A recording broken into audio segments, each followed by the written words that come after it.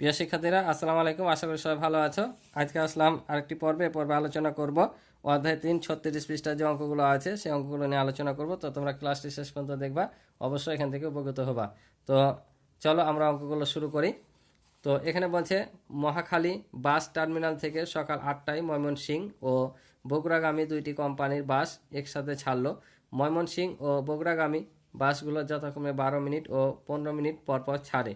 উক্ত দুইটি কোম্পানির বাস ন্যূনতম কতক্ষণ পরপর আবার একসাথে ছাড়বে? তো বলছে ময়মনসিংহ থেকে 8টার সময় দুইটি বাস ছেড়েছে, একটা হচ্ছে 12 মিনিট পরপর ছাড়ে, আরেকটা হচ্ছে 15 মিনিট পরপর ছাড়ে। এখন বলছে ন্যূনতম কতক্ষণ পর বাস দুটি একসাথে ছাড়বে। তো আমি গত পর্বগুলোতে বলেছিলাম যখন ন্যূনতম ক্ষুদ্রতম ছোট বোঝায় তখন হচ্ছে বা সময়ের অঙ্ক বিশেষ করে থাকে তখন কিন্তু এগুলো লসাগু হয়, ঠিক আছে। তো এটা আমাদের লসাগু করতে হবে। তো এখানে একটা ওরা নিয়ম দেখিয়েছে, তো এই নিয়মেই আমি তোমাদেরকে বুঝিয়ে দেব। তোমরা চাইলে এটা লসাগু করেও করতে পারো অঙ্কের মতো করে, ঠিক আছে। যে 12 15 এর লসাগু যত হবে ততক্ষণ পর পর বাসগুলো একসাথে ছাড়ে, যে লসাগু বের করবা, তারপর যেটা পাবা সেটা 8টার সাথে যোগ করলেই তোমরা কিন্তু পেয়ে যাবে। যেটা আমি গত পর্বে 34 পৃষ্ঠা অঙ্ক করে দিয়েছিলাম, একটা অঙ্ক ছিল সময়ের অঙ্ক, সে অঙ্কের মতো। তো এখানে যেহেতু ওরা এভাবে করিয়েছে, তা কারণ মুখ্য বিষয় হচ্ছে তাদের এভাবে বুঝানো, তো আমি এভাবে বুঝিয়ে দিব। তো চলো আমি তোমাদের বুঝিয়ে দিই। তো এখানে মধ্যে সমস্যাটি সমাধানের জন্য আমরা চতুর্থ শ্রেণীতে শেখা কৌশল প্রয়োগ করতে পারি। তো এখানে তোমরা দেখতে পাচ্ছ চতুর্থ শ্রেণীর কথা বলছে। তোমরা অনেকে বলবা যে চতুর্থ শ্রেণীতে আমরা আবার কখন শিখলাম। তো আসলে চতুর্থ শ্রেণীতে এভাবে গত বছর অঙ্ক ছিল না, যেহেতু এটা নতুন বই, নতুন বইয়ে এবার চতুর্থ শ্রেণীতে এই নিয়মগুলো দেওয়া আছে, এই জন্য তারা বলছে চতুর্থ শ্রেণীতে তোমরা শিখেছো কৌশলগুলো। তো এই কৌশলগুলো আসলে কেমনভাবে হবে, তো এখানে যে দেখতে পাচ্ছ যে 12 দেওয়া আছে, অর্থাৎ এখানে আমাদের সময়টা বের করছে যে কতক্ষণ পর পর বাসগুলো ছাড়বে। তোমরা সাধারণভাবে যদি অন্য কোনো নিয়মে করো, আমি যেটা বললাম যে সাধারণ নিয়মে সংক্ষিপ্ত পদ্ধতি লসাগু করে বের করো, তা কিন্তু হবে। কিন্তু এভাবে যদি উল্লেখ করে দেয়, বা এটা যেহেতু এখানে শেখার জন্য দেশে, তোমরা এখান থেকে এটা শিখে নাও, ঠিক আছে। তারপর পরীক্ষায় পড়লে যেভাবে খুশি সেভাবে করতে পারো। তো এখানে কিভাবে হয়েছে দেখো, এখানে যে তোমরা দেখতে পাচ্ছ 12, আর এখানে দুই রকম চিত্র দেওয়া আছে, একটা হচ্ছে চতুর্ভুজ আর একটা হচ্ছে বৃত্ত। তো বৃত্তের কাজ কি আর চতুর্ভুজের কাজ কি? তো এই চতুর্ভুজটা হচ্ছে মৌলিক সংখ্যার চিত্র, বুঝেছো। এই চতুর্ভুজটা হচ্ছে মৌলিক সংখ্যার ঘর, আর বৃত্তটা হচ্ছে যৌগিক সংখ্যার ঘর। কি বললাম? চতুর্ভুজ হচ্ছে মৌলিক সংখ্যা আর বৃত্ত হচ্ছে যৌগিক সংখ্যার। আর মৌলিক সংখ্যা যৌগিক সংখ্যা আমি 35 পৃষ্ঠা আলোচনা করেছি, যে যেগুলো দুইটি মাত্র গুণনক থাকে এক এবং সংখ্যা সেগুলো মৌলিক সংখ্যা, আর যেগুলো দুইয়ের বেশি গুণনক থাকে সেগুলো হচ্ছে যৌগিক সংখ্যা। তাহলে চতুর্ভুজ হচ্ছে মৌলিক সংখ্যা, আর বৃত্তর মধ্যে যেগুলো থাকবে সেগুলো যৌগিক সংখ্যা। তো দেখো 12 তো একটা যৌগিক সংখ্যা, তাই না? তাহলে 12কে কততে ভেঙেছি আমরা? প্রথমে সব সময় কততে ভাঙবো? 2 দিয়ে, তারপর 3 দিয়ে, তারপর 5 দিয়ে। মৌলিক সংখ্যা যেগুলো আছে সেগুলো দিয়ে আমরা ভাঙবো। তো 2 যেহেতু মৌলিক সংখ্যা, 12কে 2 দিয়ে ভেঙে পেয়েছি 6, কারণ 6 দেবো না 12। তাহলে এটা যেহেতু মৌলিক সংখ্যা, এটার কোনো আর নাই, তাই একে চতুর্ভুজে দিয়েছি। আর এটা হচ্ছে যৌগিক সংখ্যা, তাই বৃত্ত দিয়ে আবদ্ধ করেছি, কারণ এটাকে আবারও ভাঙানো যাবে। কততে ভেঙেছে দেখো? 2 গুণ 3। আবার হচ্ছে 15কে দেখো, 3 5 15। এখানে দুটাই যেহেতু মৌলিক সংখ্যা, তাই দুটাই চতুর্ভুজ দ্বারা হয়ে গেছে, তার মানে এগুলোকে আর যাবে না। তাহলে এগুলো দেখো 12কে ভেঙে আমরা পেলাম 2 গুণিত 2 গুণিত 3, 15কে ভেঙে পেলাম 3 গুণিত 5, ঠিক আছে। এটাও কিন্তু একটা নিয়ম, উৎপাদকের সাহায্যে লসাগু নির্ণয়। এই পদ্ধতিটাও কিন্তু সহজ, বুঝতে পারছো? এভাবেও তোমরা করতে পারো, সংক্ষিপ্ত পদ্ধতিতেও করতে পারো, তোমরা এভাবে দাগ টেনে টেনে করতে পারো, এভাবেও করতে পারো, এটাও কিন্তু সহজ। তো এখানে দেখো, তাহলে এখানে বলছে 12 ও 15 এর সাধারণ উৎপাদক। কারণ আমরা সাধারণ উৎপাদক জানি যেগুলো উভয়ের মধ্যে থাকে। তাহলে এখানে 15 12 সাধারণ উৎপাদক হচ্ছে কত? 3, কারণ উভয়ের মধ্যে 3 আছে। আর 12 15 এর অন্যান্য উৎপাদকগুলো হলো 2 2 5। আর 12 ও 15 এর লঘিষ্ঠ সাধারণ গুণিতকগুলো হচ্ছে 60, লঘিষ্ঠ সাধারণ গুণিতক। অর্থাৎ এই নিয়মে লসাগু করার নিয়ম হচ্ছে আমরা যে ভেঙে উৎপাদকগুলো পাবো এখান থেকে সবগুলোই নিতে হয়। এগুলো সবগুলো নিয়ে যে গুণ করে যা হবে সেটা হবে লসাগু। অর্থাৎ এখানে কতগুলো 2 আছে এবং সবচাইতে বেশিটা নিতে হয়। সবগুলো বলতে যেখানে সবচাইতে বেশি থাকবে সেখান থেকে নিব। যেমন এখান থেকে যদি আমরা 2 নিই, তাহলে কবার আছে? 2টা, তাহলে 2টা 2 নিলাম, দেখো।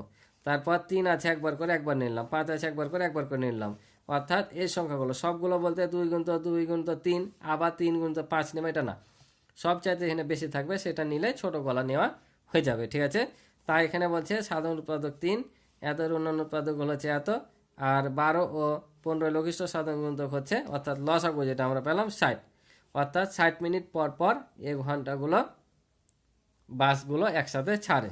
তাই বলছে 60 মিনিট বা 1 ঘন্টা পর পর বাস আবার একত্রে ছাড়বে, অর্থাৎ বাস দুটি 8টায় ছাড়ার পর আবার, তাহলে কয়টায় ছাড়বে, একবার ছেড়েছে 8টায়, এই যেখানে দেখো 8টায় ছেড়েছে, তাহলে 1 ঘন্টা পর পর যদি ছাড়া আবার কয়টায় ছাড়বে, 9টায়, তাহলে বাস দুটি 8টায় ছাড়ার পর আবার 9টায় একসাথে ছাড়বে। বুঝতে পারছ, এটা হচ্ছে উত্তর, অর্থাৎ কতক্ষণ ছাড়বে সেটা এটা বের করার পদ্ধতি দিয়েছিল।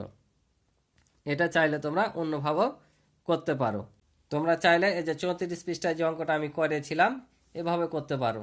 লিখবা যে এখানে 12 ও 15 এর লসাগু যত হবে তত মিনিট পর পর এখানে ঘন্টা দুটি, এখানে দিবা বাস দুইটি একসাথে ছাড়বে। ঠিক আছে, এভাবে তোমরা লসাগু করে নির্ণয় লসাগু, তারপর লিখবা ঘন্টা যাতে বাস দুইটি, তাহলে কত পাবে, এখানে 60 পাবা, দেখতে পেলা, তাহলে ঘন্টা দুইটি 60 মিনিট বা 1 ঘন্টা পর পর একসাথে ছাড়বে।